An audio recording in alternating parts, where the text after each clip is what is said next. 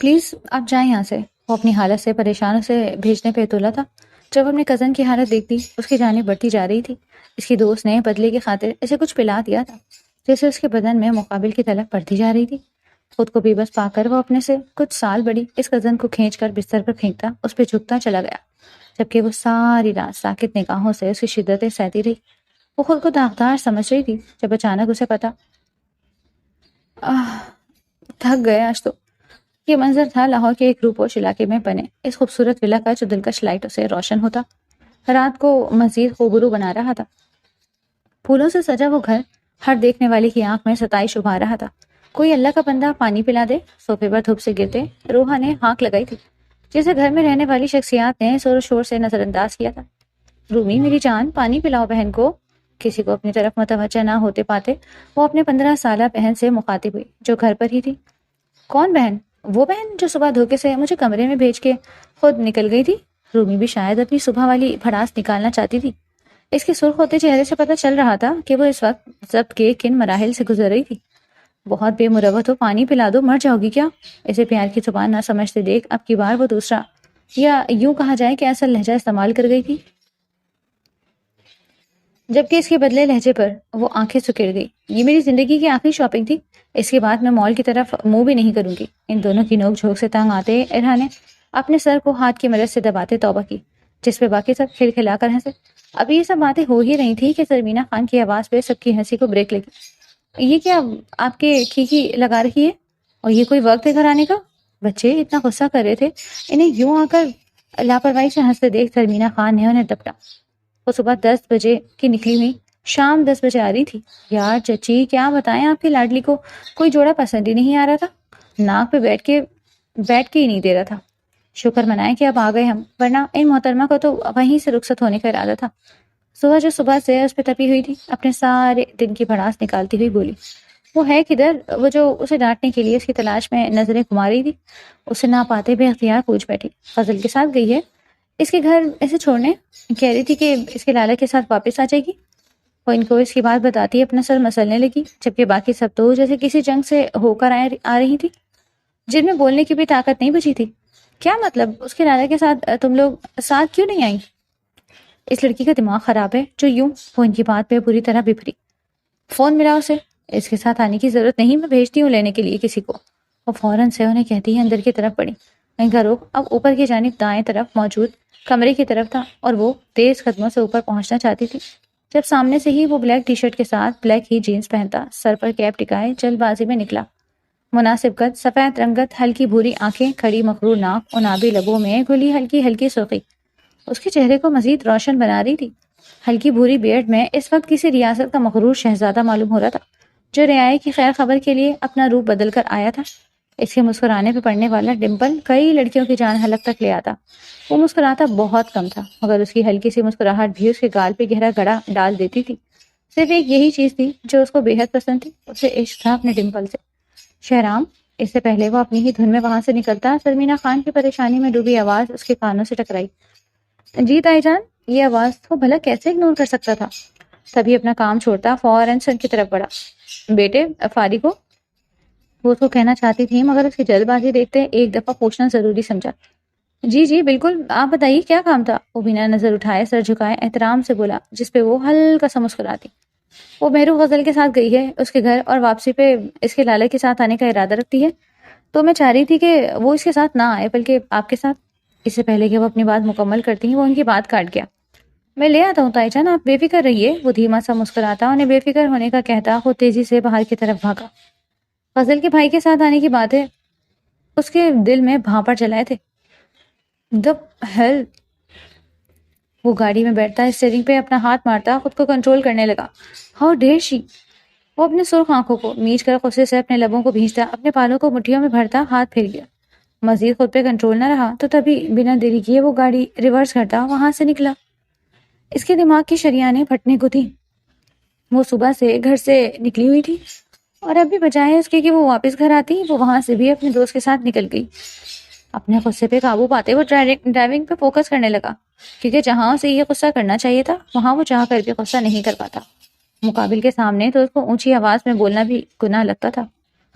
یار مما کی کال آئی تھی، کوئی آ رہا ہے لینے، تو میں نکلتی ہوں۔ اوکے۔ وہ غزل کے پاس بیٹھی گپے لگا رہی تھی جب اپنے فون پہ بیپ ہونے پہ وہ نوٹیفیکیشن چیک کرنے لگی جو اسے منیبا کی طرف سے وصول ہوا تھا۔ اچھا کون آ رہا ہے لینے؟ وہ اشتیاق سے پوچھنے لگی۔ نہ جانے کیوں دل چاہ رہا تھا کہ دل کے مراد برائے۔ پتہ نہیں، یہ تو نہیں پتا، وہ کندھے اچکاتی لا علمی کا اظہار کر گئی۔ اچھا سا وہ کافی کا مگ لبوں سے لگاتی پرسوچ نگاہوں سے داخل دروازے پر نظریں ٹکا گئی جب باہر سے گاڑی کی آتی آواز سنتے مہرو اپنی جگہ سے اٹھی۔ لگتا ہے آ گیا کوئی لینے۔ وہ فوراً سے اپنی چادر درست کرتی بولی۔ جب اس کی بات پہ غزل نے فوراً سے مگ ٹیبل پہ رکھتے خود کو حلیہ درست کیا۔ چلو میں بھی چلتی ہوں۔ وہ بے دہانی میں ایکسائٹڈ انداز اپنا گئی۔ جب اس کے انداز دیکھتے مہرو نے حیرت سے اسے دیکھا۔ تمہیں کیا ہوا؟ وہ ناسمجھی سے پوچھنے لگی، جس پہ غزل نے نہ میں سر ہلایا۔ نہیں کچھ نہیں۔ وہ اپنے دل کی دھڑکنوں کو قابو کرتی نہ میں سر ہلا گئی جب مہرو کندھے اچکاتی باہر کی طرف بڑھ گئی۔ اس کو حق کرتے وہ وہاں سے نکلی تھی جبکہ غزل کی نظر ڈرائیونگ سیٹ پر بیٹھے شخص پہ تھی جو اپنے کف بازو تک فولڈ کیے سامنے کی طرف دیکھتا خاصا سپاٹ نظر آ رہا تھا۔ اپنی دعا کے یوں قبول ہو جانے پہ وہ خوشگوار حیرت سے اسے دیکھ رہی تھی۔ اوکے غزل، اپنا خیال رکھنا، وہ ایک آخری دفعہ اس کے ساتھ لگاتی لاڈ سے اس کے گال کے ساتھ گال ٹکاتی گاڑی کی طرف بڑھی۔ السلام علیکم شہرام، کیسے ہیں؟ مہرو جو گاڑی میں بیٹھی دروازہ بند کرنے کو تھی اس کی آواز پہ حیرت سے مڑی۔ وہ اس کے پیچھے گاڑی تک آ گئی تھی۔ وہ چاہ کر بھی اپنی حیرت پر قابو نہ پا سکی۔ جلدی کریں، دیر ہو رہی ہے۔ اس کی آواز کو سرے سے اگنور کیے مہرو جو مخاطب کرتا بولا جبکہ نگاہیں مسلسل سامنے کی طرف تھیں۔ اس کے یوں اگنور کرنے پہ غزل کا چہرہ اہانت کے مارے سرخ پڑا۔ اس نے شاید سلام کیا۔ اس کا سرخ چہرہ دیکھتے مہرو نے شہرام کی طرف رخ پلٹتے کچھ جتانا چاہا۔ سن لیا ہے مہر، جلدی کیجیے۔ وہ اپنے ماتھے کو 2 انگلیوں سے مسلتا کافی دھیمے لہجے میں بولا۔ اس کے منہ سے ہمیشہ کی طرح مہر سنتے اس کی دھڑکنیں سست پڑیں۔ اوکے غزل، پھر ملتے ہیں۔ وہ اس سر پھرے شخص کو کچھ پل دیکھنے کے بعد زبردستی سا مسکراتی غزل کو دیکھتے جبرن مسکرائی۔ ہاں اوکے، کال کرنا پہنچ کر، وہ بھی رسمن سا کہتی پھیکی مسکراہٹ کے ساتھ 2 قدم پیچھے لے گئی۔ ایک پل کا کھیل تھا۔ شہرام خان گاڑی ریورس کرتا اس کی نظروں سے اوجھل ہوتا چلا گیا۔ اس نے سلام لی تھی، جواب تو دے ہی سکتے تھے نا۔ وہ اس کی طرف مکمل رخ موڑے حساب کتاب پر اتر آئی تھی۔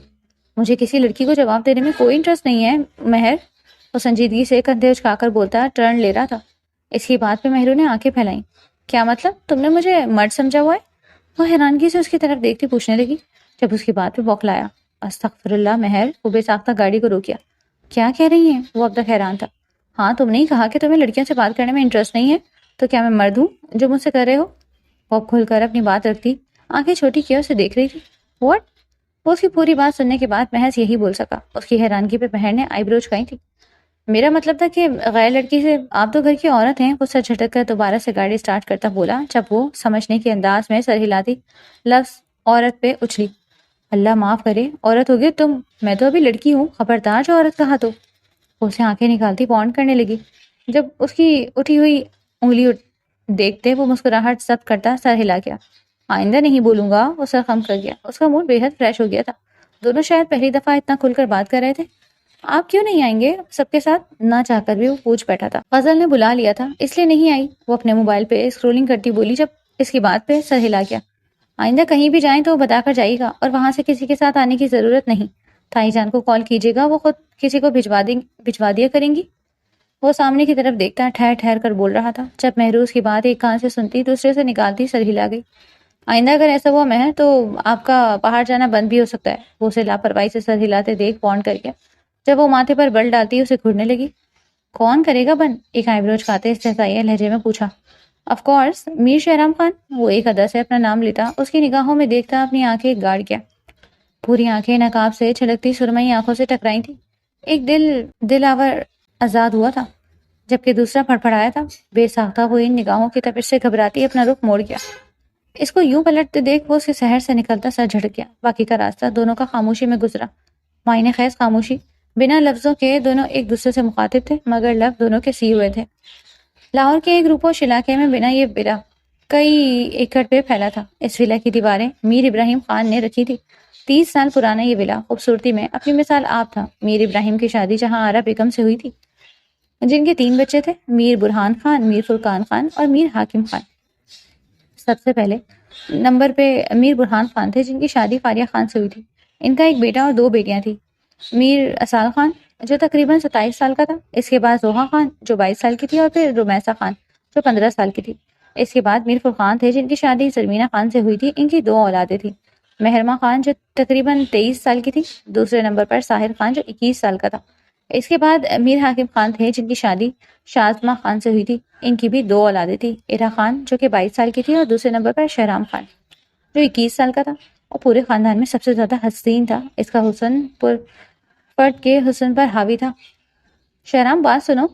وہ جو اپنے کمرے سے نکلتا باہر کی طرف جا رہا تھا، اس کی پکار پہ بے ساختہ ٹھٹکا. جی جی کہیے. یہ آواز وہ اگنور کر سکتا تھا. غزل کو لے آؤ پلیز. اس کے بھائی گھر نہیں ہیں. مجھے بھی کام ہے، ورنہ میں ڈرائیور کے ساتھ جا کر لے آتی. میں لے آؤں گا. وہ اس کے جانے کے بعد پہ فوراً سے خاموش کرواتا حامی بھر گیا. وہ اس کے مان جانے پہ وہ اللہ کا شکر ادا کرتی لمبی سانس خارج کر گئی. Thank you. اس کا شکریہ ادا کرتی اندر کی طرف بھاگی تھی. جب اس کے جانے کے بعد وہ پلٹا. اس کو ہلکی سی جھلک دیکھی تھی. اس کی پشت کی چہرہ دیکھنے کی تمنا دل میں دبائے وہ پہلے غزل کو لینے جانے والا تھا. ارے غزل آ گئی تم؟ شکر ہے کوئی مسئلہ تو نہیں ہوا؟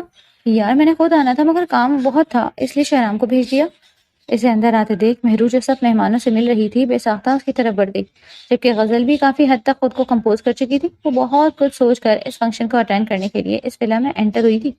اور جو کچھ اب ہو چکا تھا وہ بالکل بھی اپن سے اداروں سے پیچھے ہٹنے والی نہ تھی. ہاں کوئی مسئلہ نہیں ہوا، بلکہ شہرام نے تو مجھے ایک پل بور نہیں ہونے دیا. گاڑی والا سین بھولتی وہ اپنی چال بازی سے مہرو کے دماغ میں خناس بھرنے کے لیے جان بوجھ کر اپنی ساڑی کا پلو درست کرتی شرماتے ہوئے بولی. جبکہ اس کے چہرے پہ شرمگین مسکراہٹ دیکھ مہرو کے ہونٹ سکڑے. کیا مطلب؟ وہ ناسمجھی سے اسے استفسار کرنے لگی جو شرمائی جا رہی تھی. ارے تم نے بتایا نہیں تمہارا کزن اتنا رومانٹک ہے، مجھے تو کھڑوس لگا تھا. اسے سمجھنے میں مشکل پیش ہوتے دیکھ غزل صاف لفظوں میں بولتی مہرو کی آنکھیں حیرت سے واق کر گئی. کیا واقعی شہرام اور رومانٹک؟ وہ حیرت سے آنکھیں پھاڑے اسے پوچھنے لگی، جس پہ غزل نے شرمانے کی ناکام سی ایکٹنگ کرتے بے حد برا منہ بناتے اس بات میں سر ہلایا. اس کے چہرے کے تاثرات ایسے تھے جیسے وہ کوئی نئی نویلی دلہن ہو.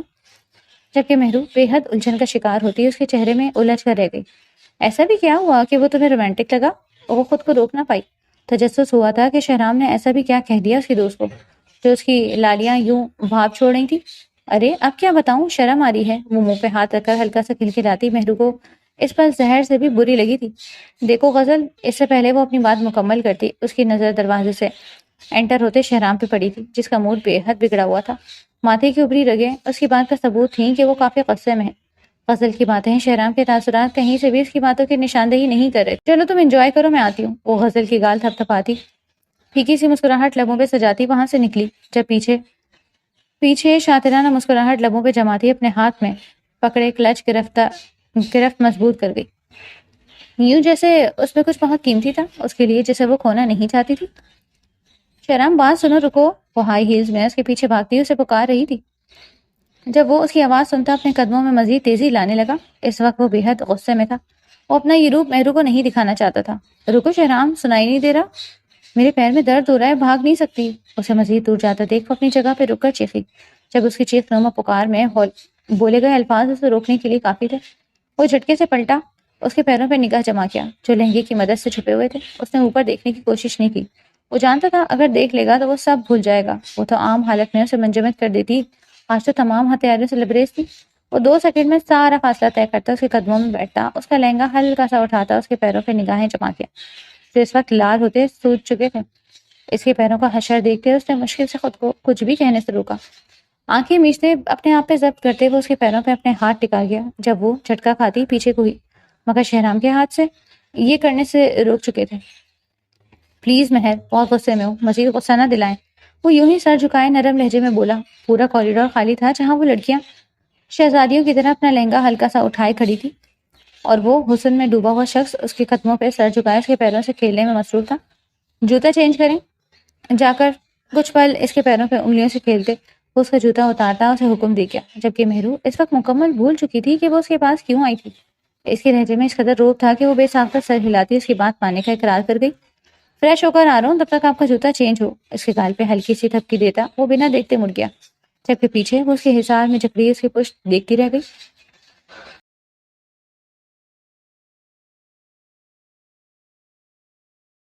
سنو، کہاں جا رہی ہو؟ وہ کب سے دیکھ رہی تھی کہ ملازمہ سب کے روم میں باری باری چائے اور کافی بھجوا رہی تھی. تبھی اسے اپنے پلان پہ عمل کرنے کا کچھ موقع ملا. جی بی بی جی. کچھ چاہیے تھا آپ کو؟ ملازمہ کو ہاتھ میں کافی کا مگ لیے شہرام کے روم کے باہر کھڑی اس کے پکارنے پہ پوچھنے لگی۔ وہ جانتی تھی کہ یہ مہمان ہے یہاں، کیونکہ مہندی کا فنکشن کافی دیر تک چلا، اس لیے مہمانوں کو وہیں روک لیا گیا تھا۔ ہاں وہ اس طرف مجھے لگ رہا ہے کوئی ہے، پلیز تم ایک دفعہ چیک کر دو گی؟ وہ جان بوجھ کر اپنے لہجے کو کمزور کرتی ملازمہ کو اپنی باتوں میں لینے لگی۔ جب اس کی بات پہ ملازمہ ڈر کے مارے سے قریب ہوئی۔ کیا کیا بی بی جی، مگر کون ہو سکتا ہے؟ وہ خوف کے مارے تھر تھر کانپتی اسے پوچھنے لگی۔ جب غزل کا دل کیا اپنا سر پیٹ لے۔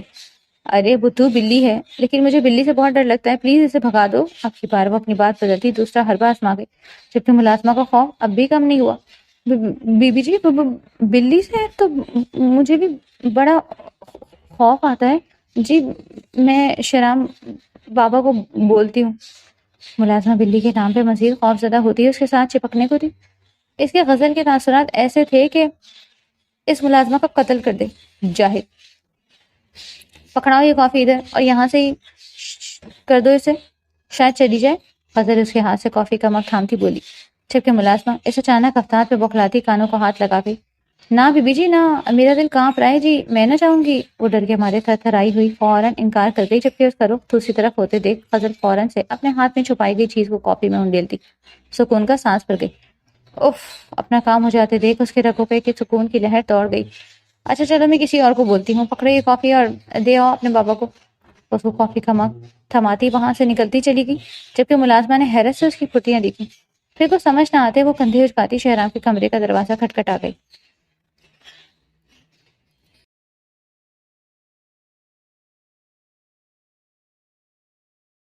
فضل نے مجھے وہ سب کیوں کہا؟ کیا واقعی شہرام نے کچھ کہا تھا، یا پھر وہ جب سے کمرے میں آئی تھی مسلسل سوچتی جا رہی تھی؟ اسے اپنی دوست پہ اعتبار تھا، لیکن شہرام وہ بھی تو ایسا نہیں ہے۔ وہ چاہ کر بھی غزل کی شرمگین جھکی ہوئی پلکیں اور گلابیاں چھلکاتے گال بھول نہیں پا رہی تھی۔ شہرام سے پوچھ لیتی ہوں ایک دفعہ جا کر۔ وہ دل میں عہد کرتی اپنی جگہ سے کھڑی ہوتی باہر کی طرف بڑھ گئی۔ اسے شہرام سے ایک دفعہ سب کلیئر کرنا تھا، ورنہ شاید وہ سوچ سوچ کر پاگل ہو جاتی۔ تبھی بنا کسی چیز کا خیال کیے وہ اس کمرے کی طرف بڑھ گئی، یہ جانے بغیر کہ اس کا وہاں جانا اس کی پوری زندگی بدل کر رکھ دے گا۔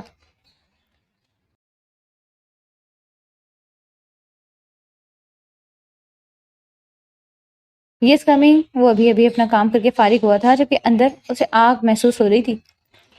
وہ اس وقت کافی بری حالت میں تھا، جبکہ حواس بھی اس کا ساتھ چھوڑ رہے تھے۔ وہ اس وقت کسی کی مدد چاہتا تھا، مگر اس میں اتنی سخت نہیں تھی کہ کسی کو آواز دے سکے۔ جب دروازے پہ ہونے والی دستک پہ اس نے شکر کی سانس بھرتے آنے والے کو اجازت دی۔ شہرام، مجھے تم سے اجازت ملتی؟ وہ اندر آتی بنا اندر کے حالات جانے اپنی بات کہنے والی تھی، جب شہرام کو اتنی بری حالت میں دیکھتی وہ حیران ہوتی اس تک پہنچی۔ شہرام، کیا ہوا تمہیں؟ وہ اس کے سر پہ کھڑی حیرت سے اس کو دیکھ رہی تھی، جس کا بس نہیں چل رہا تھا اپنے کپڑے کھینچ کر اتار دیتا۔ گرمی میرو، آپ جائیں یہاں سے پلیز۔ وہ اس کو دیکھتا اپنی آنکھیں میچتے اسے بھیجنے لگا۔ اس لڑکی کا یہاں ہونا وہ برداشت نہیں کر سکتا تھا، اس کے ساتھ کچھ بھی کر سکتا تھا۔ وہ اپنے حواس میں نہیں تھا، مگر مقابل اس کی بات سمجھ ہی نہیں رہی تھی۔ مہر، میری جان جائیں یہاں سے۔ اب کی بار وہ کافی بے بسی سے بولا، جبکہ اس کے منہ سے میری جان سنتے وہ سکتے میں آ گئی۔ کیا کیا کہا تم نے؟ وہ حیرت کی ساتھی سے بول بھی نہیں پا رہی تھی جب وہ اسے پیچھے کی طرف دھکیل گیا۔ جائیں نا۔ وہ اس عورت کو خود سے محفوظ رکھنا چاہتا تھا، اس وقت وہ اس کے ساتھ کچھ بھی کر سکتا تھا، مگر مہرو اس کی کیفیت سمجھ ہی نہیں رہی تھی۔ مجھے تم سے کچھ پوچھنا ہے کہ جواب دو، میں چلی جاؤں گی۔ وہ نہیں جانتی تھی وہ کتنی بڑی غلطی کر رہی ہے۔ اسی حالت سے انجان وہ اپنی ہی ضد میں مگن تھی، جبکہ وہ مکمل طور پر بے اختیار ہوتا اس کا بازو کھینچتا اسے اپنی گود میں بھر گیا۔ اس کے یوں کھینچنے پہ مہرو کی چیخ ساختہ ہوئی۔ وہ بے یقینی سے شہرام کو دیکھ رہی تھی، جو صرف آنکھوں میں خماری بھرے اسے نگاہوں سے دیکھ رہا تھا۔ مہرو کا دل کیا زمین پھٹے اور وہ اس میں سما جائے۔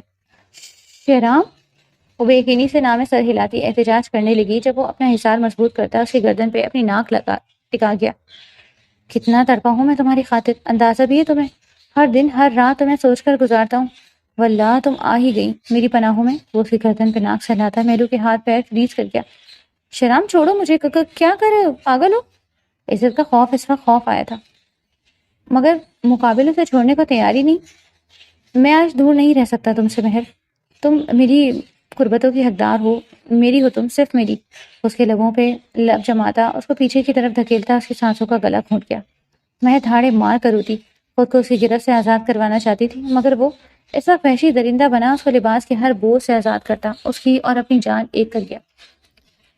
جبکہ مہر جو ساکت سی آنکھیں کھولے چھت کو گھور رہی تھی، بے ساختہ اس کی آنکھ سے 2 آنسو ٹوٹ کر گرے. کتنا روکا تھا اس شخص کو، کتنی منتیں کی تھی اس کی، مگر کیا ہوا؟ کچھ بھی نہیں ہوا. وہ اس کی رحم نہ کھا سکا، اس کو رون گیا. اس کی عزت اس کا سب کچھ لوٹ چکا تھا.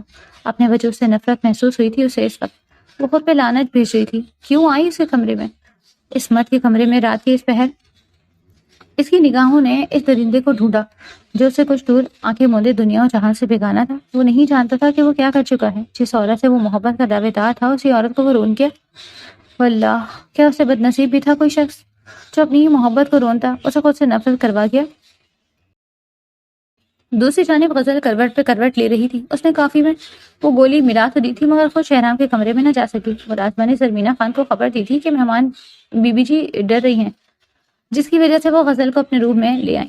غزل کا ارادہ شہرام کے روم میں جا کر اس کے ساتھ غلط تعلقات قائم کرنے کا تھا، جن کی بدولت شہرام اس کی جھولی میں ڈال دیا جاتا. مگر یہاں سب الٹ ہو گیا.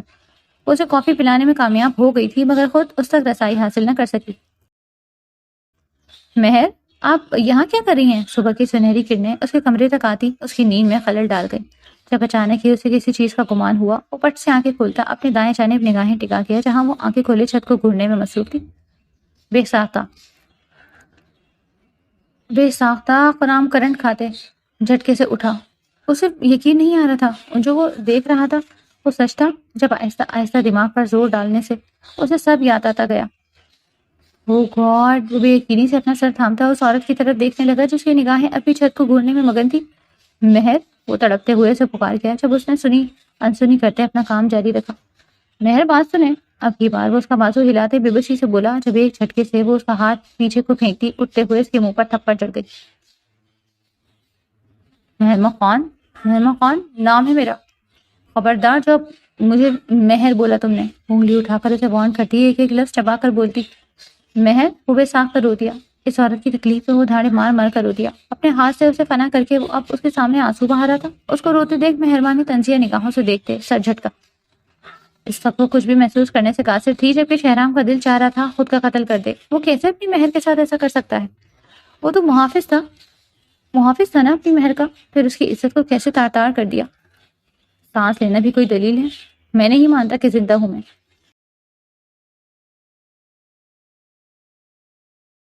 کچھ وقت بعد مبارک ہو، شی از پیگننٹ. ڈاکٹر کی بات پہ سب کے سروں پہ ویلا کی چھت گری. یہ کیا کہہ رہی تھی وہ؟ مہرمہ ابھی کچھ دیر پہلے بے ہوش ہوتی گری جب ڈاکٹر کے بلانے پہ انہیں ایک نئی خبر موصول ہوئی. Yes, I am damn sure she is 2 months pregnant. Doctor ان کی حیرانگی پہ دل کھول کر مسکراتی بولی، جبکہ وہ سب ٹھیک سے مسکرا بھی نہ سکے. جبکہ مہرمہ، اسے لگا تھا اس کے کانوں میں سور پھونکا گیا ہو. وہ اس مرد کی اولاد خود میں رکھے بیٹھی تھی، وہ بھی 2 مہینوں سے. یہ بات ہی اس کے اندر زہر بڑھنے کو کافی تھی. چٹاخ! ڈاکٹر کے جانے کی دیر تھی کہ زرمینہ خان نے ایک زوردار تماچا اس کے منہ پہ مارا. بہو، چچی جان، زرمینہ، مما. ایسے کہ کئی آوازیں ابری تھیں جنہیں نظر انداز کرتی وہ اس کا گلا گھونٹنے لگی. کیا کمی رہ گئی تھی میری تربیت میں؟ یہ کیا تھا؟ کس کا گند ہے یہ؟ بتاؤ مجھے، کس کے ساتھ منہ کالا کر کے آئی ہو؟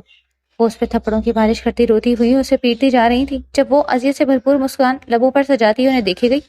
اس حویلی کے ہونہار سپود شہرام خان کی اولاد ہے یہ. مزید سہن نہ کرتے وہ غصے سے پھٹ پڑی. ظلم زیادہ دیر برداشت کرنا تو سیکھا ہی نہیں تھا. جبکہ اس کی بات پہ فلا والوں پہ ایک اور پہاڑ ٹوٹا. شہرام کی اولاد؟ وہ حیرانگی اور بے یقینی سے اسے دیکھے گئے جو ان کے تاثرات دیکھتی اب مسکرا رہی تھی. کیا وہ یقین نہیں آ رہا کیا؟ ارے آئے گا بھی کیوں؟ آخرکار حویلی کا وارث ہے وہ. اس پہ تو یوں تھپڑوں کی بارش بھی نہیں ہوگی، نہ ہی اس کو یوں حقارت سے دیکھا جائے گا، ہے نا؟ کیونکہ وہ تو وارث ہے. بلکہ مجھے یقین ہے اسے پورا پورا موقع دیا جائے گا کہ یہ کیوں کیا، کیسے کیا، کب کیا. کیوں اماں، کیوں؟ بیٹے اور بیٹیوں میں اتنا فرق کیوں؟ وہ اپنے ہاتھ سے ڈرپ نکال کر پیچھے کی طرف پھینکتی دھاڑی. جبکہ اس کی بات پہ سب نے شرمندہ ہوتے نگاہیں جھکائیں. شہرام کو آپ لوگ موقع دیں گے، اس سے پوچھیں گے، اس پہ ہاتھ اٹھانے کی غلطی بلکہ خودساخی تو کوئی مائی کا لال بھی نہیں کرے گا، کیونکہ وہ تو اس فلا کا وارث ہے، بیٹا ہے. تو پھر مجھے بولنے کا موقع کیوں نہیں دیا گیا؟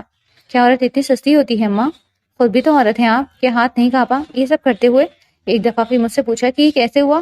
کہیں میرے ساتھ کوئی حادثہ تو نہیں ہوا؟ بیٹی کا بنا نکاح کی امید سے ہونا ہر دفعہ منہ کالا کرنے کی نشانی نہیں ہوتی. بعض اوقات وہ کسی درندے کی قید میں پھنستے ہوئے اپنے ناموز کھو دیتی ہے اماں.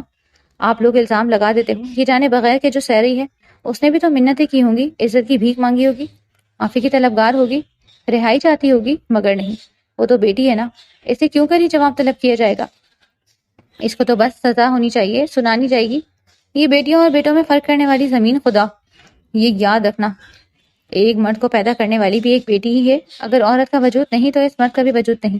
اب میری طرف سے یہ ویلا، یہ شان و شوکت اور بیٹیوں کا ہر جرم کے بعد بھی سر آنکھوں پہ رکھنے والے لوگ بھاڑ میں جائے۔ میرا آپ لوگوں سے کوئی تعلق نہیں۔ وہ اپنے ہر لفظ سے ان کے رونگٹے کھڑے کرتی وہاں سے جا چکی تھی، جبکہ باقی سب اس کی روانگی سے انجان ایک دوسرے سے نظریں چرانے میں مصروف تھے۔ مہرماں انہیں آئینہ دکھا گئی تھی، جسے دیکھتے وہ خود سے شرمسار ہوتے آہستہ آہستہ وہاں سے نکلتے چلے گئے۔ 2 سال بعد، مہرو آ بھی جاؤ، کب سے روئے جا رہا ہے یہ؟ مہرو جو اس وقت کچن میں کھڑی پیزا بنانے میں مصروف تھی، غزل کی آواز پہ جلدی جلدی ہاتھ چلانے لگی۔ آ رہی ہوں میری جان، بس 5 منٹ۔ وہ وہیں سے ہانک لگاتی اپنے ہاتھ مزید تیز تیز چلانے لگی۔ جب 5 منٹ میں وہ سارا کام سمیٹتی، ٹیسٹی سا پیزا لیے کمرے میں داخل ہوئی، جہاں سامنے ہی بیک گراؤنڈ کے ساتھ ٹیک لگا کر بیٹھی غزل اور اس کے برابر میں بیٹھا وہ گول مٹول سا شہزادہ منہ کھولے رو رہا تھا۔ کان کھا لیے ہیں اس ہاتھی نے میرے، غزل ڈھیر سالہ شایان کو دیکھتی اسے گھورتی ہوئی بولی، جب وہ اپنی خالہ کی بڑی بڑی گھورتی آنکھیں دیکھ مزید ہونٹ لٹکاتا گلا پھاڑ پھاڑ کر رونے لگا۔ شٹ اپ جاہل، ہاتھی ہوگی تم، خبردار جو میرے بیٹے کو ہاتھی کہا تو۔ مہرو ہمیشہ کی طرح اس کے ہاتھی کہنے پہ چڑی۔ تم حد تک شایان کی جسامت دیکھتے غزل اسے جان بوجھ کر ہاتھی کہتی، جس سے دونوں ماں بیٹے جی بھر کر چڑھتے تھے، جبکہ ان کے چڑھنے پہ وہ مزید کھلکھلاتی ان کو اور تنگ کرتی۔ 2 سال پہلے مہرماں ولا چھوڑ کر غزل کے گھر پناہ لینے آئی تھی۔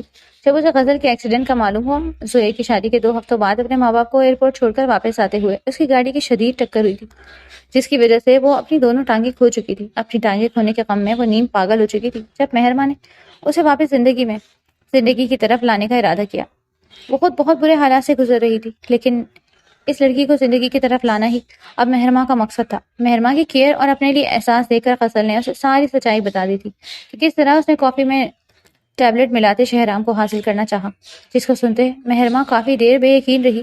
اسے یقین نہیں آ رہا تھا کہ اس کی بربادی کی ذمہ دار سامنے بیٹھی لڑکی تھی، جس کی اس نے اپنی جان سے بڑھ کر پرواہ کی تھی۔ وہ اس وقت اسے بھی چھوڑ کر جانے والی تھی۔ جب وہ اسے اپنی معذوریت کا واسطہ دیتی، اس سے معافی کی طلبگار تھی۔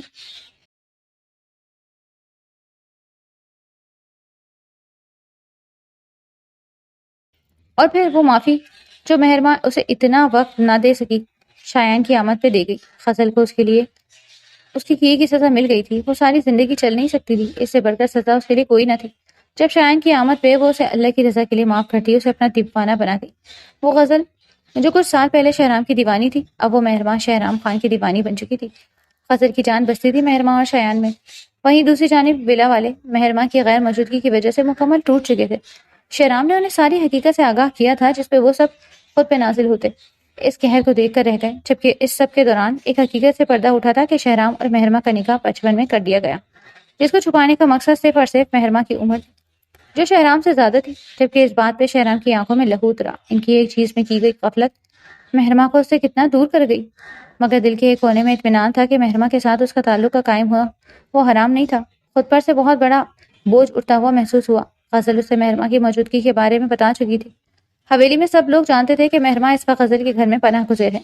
وہ کئی دفعہ اس سے معافی مانگنے اس کے گھر جا چکے تھے، مگر مہرماں نے انہیں اپنی شکل تک نہیں دکھائی۔ ہاں، ان کے پودے سے وہ انہیں ملنے دیتی تھی، مگر خود وہ آج تک ان کے سامنے نہیں گئی، جبکہ شہرام جو غزل سے نفرت کا دعوے دار تھا، اس کے دل میں مہرماں کے لیے محبت دیکھ کر جیسے ساری نفرت پیچھے جا سوئی۔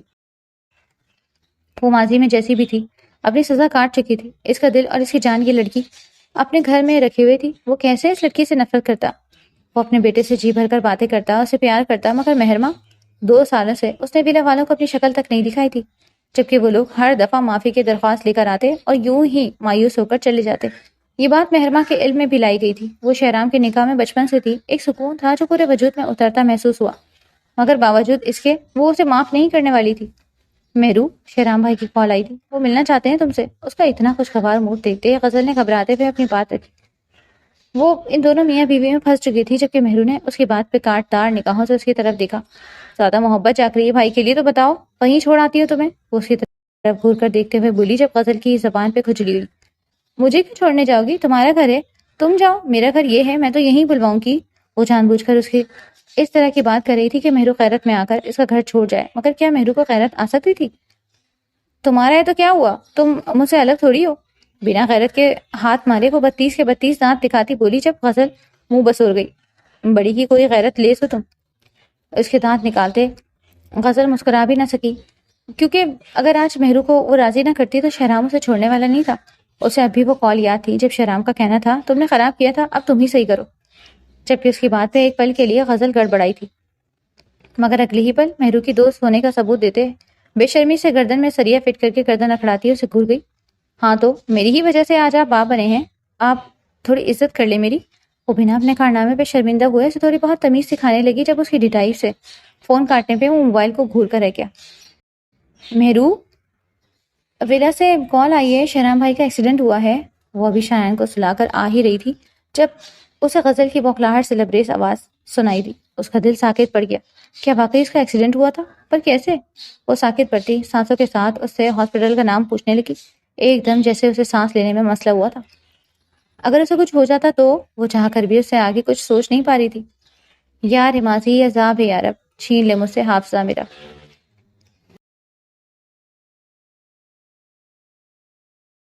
ہاسپٹل پہنچتے ہی اس کی نظر سامنے کھڑے طاہر خان سے ملی تھی۔ وہ فوراً سے اس تک پہنچتے اس کے گلے لگی۔ لالا، وہ ہمارے حضرت کی اس کی زبان سے الفاظ ادا نہیں ہو پا رہے تھے۔ کیا کیا لکھا تھا اتنی سی عمر میں، وہ کیا کچھ دیکھ چکی تھی، ابھی بھی قسمت کو اس پہ رحم نہیں آ رہا تھا۔ کتنی بد قسمت تھی وہ۔ حالت کافی سیریس ہے، آپریشن ہو رہا ہے، دعا کرو بس۔ طاہر خان اس کے سر پہ ہلکے سے ہاتھ پھیرتا ہوا بولا جب وہ باری باری سب کے گلے لگ کر روتی۔ ایک پل میں انہیں معاف کر گئی۔ زندگی کیا تھی، کچھ بھی تو نہیں۔ ایک پل میں لوگ اپنوں سے جدا ہو چکے تھے۔ اس نے سوچ لیا تھا وہ اب مزید کسی سے دور نہیں رہے گی۔ وہ غزل کو لے کر ویلا شفٹ ہو جائے گی اور سب ساتھ رہیں گے، بس ایک دفعہ شہنام آنکھیں کھول دے۔ وہ اللہ کے حضور سجدے میں جھکی رو رو کر اپنی شوہر کی زندگی مانگ رہی تھی۔ وہ اللہ سے معافی مانگ رہی تھی کہ کیسے وہ 2 سال اپنے لوگوں کو تکلیف دیتی آئی۔ بس اب مزید وہ کسی کو تکلیف نہیں دے گی۔ آج اسپتال کے اس کمرے میں اس مرد کی ٹوٹتی سانسیں تھی اور اس کے لیے دعا کرتی اس کی بیوی کی آہیں۔ ہوش آ گیا لالا کو۔ یہ خبر اس کے لیے ایسی تھی جسے اعلان جنت کر دیا ہو۔ اس کا شوہر خطرے سے باہر تھا۔ وہ وہیں فرش پر گرتی سجدہ ریز ہوتی اللہ کا شکر ادا کرنے لگی۔ کیا اللہ اس پہ اس قدر مہربان تھا؟ کچھ دیر پہلے وہ اپنی قسمت سے شکوہ کرنا تھی، اس وقت وہ اللہ کی طرف نہیں پلٹی، مگر صرف ایک دعا نے اس کی زندگی کو بدل دیا۔ اب وہ لڑکی اپنی قسمت کی مہربانی پر حیران تھی۔ میں ملنا چاہتی ہوں، وہ لڑکھڑائے لہجے میں کہتی روم کی طرف بڑھ گئی، جبکہ باقی سب نے ایک دوسرے کو آنکھوں ہی آنکھوں سے اشارہ کرتے اسے جانے دیا۔ شہرام اس کے قریب چیئر رکھ کر بیٹھی اس کا ہاتھ تھامے سسکی تھی جب اس کے یوں سے تکنے پہ سامنے لیٹا وجود آنکھیں وا کر گیا۔ جانے شہرام، وہ تو جیسے اسے پکار پہ نثار ہوا تھا۔ پورے 2.5 سال بعد وہ یہ چہرہ دیکھ رہا تھا۔ اسے اندازہ نہیں تھا کہ مہر وہاں آئے گی، مگر وہ آئی تھی، بلکہ وہ اس کے قریب آئی تھی۔ مجھے معاف کر دیں، وہ روتے ہوئے اس سے معافی مانگنے لگی جب شہرام تڑپ کر اس کے ہاتھ تھام گیا۔ میری جان، معافی کیوں مانگ رہی ہو؟ وہ اس کے بندھے ہوئے ہاتھوں کو چومتا محبت سے چور لہجے میں بولا۔ آپ کو اتنی زیادہ سزا دینے کے لیے، آپ کو آپ کی اولاد سے دور رکھنے کے لیے، اپنا چہرہ نہ دکھانے کے لیے۔ وہ سسکتی ہوئی اپنا کیا گناہ ایک ایک ظلم گنوا رہی تھی۔ میری جان کو سب معاف ہے، یہاں تک کہ میرا خون بھی۔ اور بولیں؟ وہ بار بار اس کے ہاتھوں کو عقیدت سے چومتا اس کے پرنور چہرے کی طرف دیکھ رہا تھا۔ کہاں دیکھا تھا اتنا دلکش چہرہ؟ نہیں نا، تم سمجھ نہیں رہے، اپنی حالت دیکھو، تم ٹھیک ہو جاؤ ورنہ احساس ندامت سے مر جاؤں گی میں۔ وہ اسے سمجھانا چاہتی تھی کہ وہ اس کی حالت کی ذمہ دار خود کو سمجھ رہی ہے، جس کو سمجھتے وہ بری طرح تڑپا۔ استغفر اللہ مہر، یہ تو اللہ کی طرف سے کوئی آزمائش ہے، آپ خود کو قصوروار کیوں ٹھہرا رہی ہیں؟ میری جان ادھر آئے میرے پاس۔ وہ اس کو چیئر سے کھڑا کرتا اپنے سینے کی طرف اشارہ کرتا ہوا بولا، جس پہ وہ جھجکتے ہوئے اس کے سینے پہ سر رکھ گئی۔ میری کسی بھی تکلیف کے پیچھے مہرماں خان کا ہاتھ نہیں ہو سکتا، میں جانتا ہوں، اس لیے کچھ بھی غلط نہیں سوچیں، بس مجھے معاف کرنے کی تیاری پکڑے۔ اب آپ کو ولا لاؤں گا میں، اور کوئی ضد نہیں چلے گی آپ کی، میرے پاس آ کر جتنی مرضی ضدیں کیجیے گا۔ وہ اس کے سر پہ ہونٹ ٹکاتا محبت سے بولا تھا جب مہرباں اس کے سینے پہ لب رکھتی آنکھیں موند گئی۔ اظہار کا یہ طریقہ شہرام خان کو سکون کے پل دے گیا تھا جو اسے کبھی نصیب نہیں ہوئے تھے۔ آپ کو لانے کی ضرورت نہیں، میں خود بھی ولا کے آنے والی تھی، میں نے سوچ لیا کہ میں اب تم سب سے دور نہیں رہوں گی۔ وہ آسودگی بھرے لہجے میں کہتی اسے بے حد پیاری لگی۔ میری جان کو اتنی عقل کس نے دی؟ وہ لب دباتا اپنی مسکراہٹ ضبط کرتا بولا جب مہرباں اسے گھور کر رہ گئی۔ شٹ اپ، میں خود بہت عقل مند ہوں، وہ خفگی سے اسے دیکھتے گردن اکڑا کر بولی جب وہ مسکراہٹ ضبط کرتا سر خم کر کے۔ میرا ہاتھی کیسا ہے؟ اچانک ہی اسے اپنے بچے کا خیال آیا جب لب دبا کر جان بوجھ کر اسے چڑھانے کو بولا جب وہ چیختی ہوئی اس پر سے اٹھی۔ اس منوس نے آپ کو بھی سکھا دیا ہے؟ میں چھوڑوں گی نہیں آپ دونوں کو، اگر اب میرے بیٹے کو ہاتھی کہا تو۔ اسے دیکھتے غصے سے خرائی جب دل ہی دل میں غزل کو ڈھیروں سلوتوں سے نوازتا۔ اوکے میری جان، نہیں کہوں گا، مگر بتائیں تو کیسا ہے؟ وہ آبر سے اسے اپنے سینے سے لگاتا پوچھنے لگا۔ جب وہ انگلیوں سے اس کے سینے پہ اپنا نام لکھتی اسے سب کچھ بتانے لگی۔ اب وہ تھی اور اس کی باتیں، جبکہ وہ آنکھیں موندے اس کی باتیں سنتا مسکراتا جا رہا تھا۔ سکون لوٹ آیا تھا، اب آنکھیں خوشیاں ہی خوشیاں ان کی منتظر تھی۔ دونوں نے اپنی زندگی میں بہت سی آزمائش کا سامنا کیا تھا، مگر ہر آزمائش کو پار کرتے وہ دونوں دوبارہ سے ایک ہو چکے تھے۔ اب وہ تھی اس کا مرد اور اس کی اولاد، اب کوئی بھی ان کے درمیان نہیں آ سکتا تھا۔ ولا ایک دفعہ پھر سے ان کی کھلکھلاہٹوں سے آباد ہونے والا تھا۔